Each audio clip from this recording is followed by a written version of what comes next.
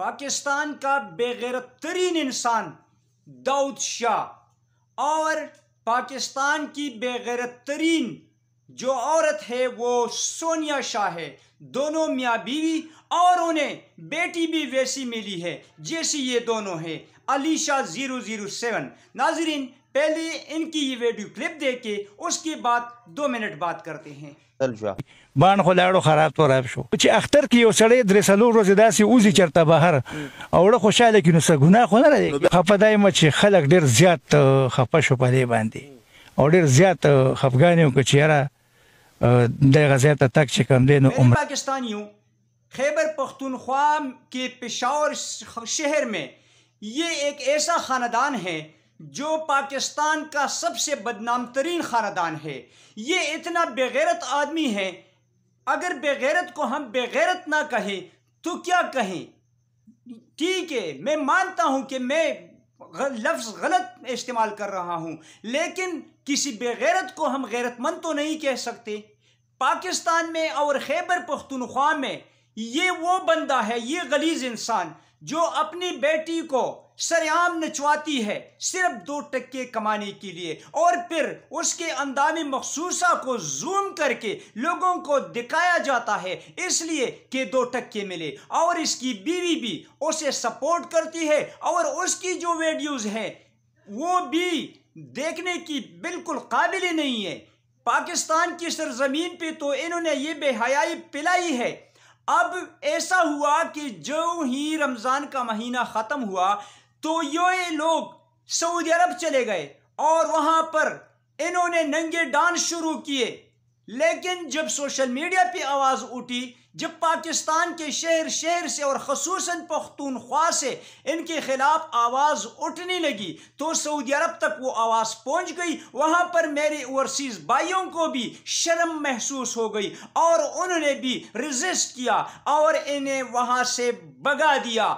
ایک شو کر کے 2 پروگرام چھوڑ کے وہاں سے بھاگ گئے۔ تو داؤد شاہ ایک سوشل ایکٹیوسٹ کو کہتا ہے، یہ اس انٹرویو میں جو میں نے کلپ دکھائی ہے، کہ یار کیا ہوا اگر رمضان کے بعد بندہ روزے رکھے اور اس کے بعد 2-3 دن عیش کرے یا عیاشی کرے تو کیا یہ تو کوئی گناہ تو نہیں ہے؟ اس غلیظ انسان کو، اس بے غیرت ترین انسان کو میں یہ بتانا چاہتا ہوں کہ یہ سیر و تفریح نہیں ہے۔ آپ نے پاکستان کی سرزمین پہ تو بے حیائی پلائی، اب وہ مبارک زمین جہاں پہ میرے نبی حضرت محمد صلی اللہ علیہ وسلم نے قدم رکھے ہیں، وہاں پہ جا کر آپ کی بیٹی اپنے اندام مخصوصہ دکھا کر ناچتی رہی اور لوگ اس پہ نوٹ پھینکتے رہے۔ آپ نے بے حیائی پلانے میں مہارت حاصل کی ہے اور آپ نے حد کراس کی ہے۔ اللہ تعالیٰ کے عذاب سے ڈریں۔ دیکھیں اللہ تعالیٰ نے کیا کیا، اس کا ایک ٹانگ ٹوٹ گیا، کٹ گئی ٹانگ۔ کیوں؟ یہ اللہ کی گرفت ہے، اللہ کی گرفت ہے، لیکن اب بھی یہ باز نہیں آیا۔ یہ اللہ کو کلی دعوت جنگ ہے کہ یہ ان چیزوں کو جو میرے اللہ، میرے نبی، میرے دین نے حرام قرار دیا ہے، یہ حلال بناتا ہے، حلال بنانے کی کوشش کرتا ہے۔ اتنا بے غیرت ترین انسان ہے یہ۔ اور جب ان سے پوچھا جاتا ہے، کوئی انٹرویو لے جاتا ہے، کسی کو انٹرویو دیتے ہیں تو یہ اکثر یہ کہتے ہیں کہ ہم کیا کریں، غریب ہے، یہ نہ کرے تو کیا کرے، کوئی دے دینا پیسے۔ اس بہانے پہ انہوں نے لوگوں سے کروڑوں روپے ہتھیا لیے، مختلف قسم کے بیش قیمت گفٹس بھی لیے، اور انہوں نے جو دولت کمائی ہے کسی کو اندازہ نہیں ہے، لیکن یہ لوگ اس بے حیائی سے باز نہیں آئیں گے۔ یہ ان کی عادت ہے، and habit can not be change, عادت کبھی نہیں بدلا کرتی۔ یہ لوگ ایسے ہی رہیں گے، لیکن انہیں صرف یہ بتانا ہے کہ آپ نے جا کے اپنے رب کو جواب دینا ہے۔ وہ آپ سے پوچھے گا کہ کیا آپ کو میں نے دنیا میں اس لیے بھیجا تھا کہ اپنی بیٹی کو ننگی نچواؤ، لوگوں کے سامنے لے آؤ، اس کے اندام مخصوصہ خود کیمرہ پکڑ کے زوم کر کے لوگوں کو دکھاؤ؟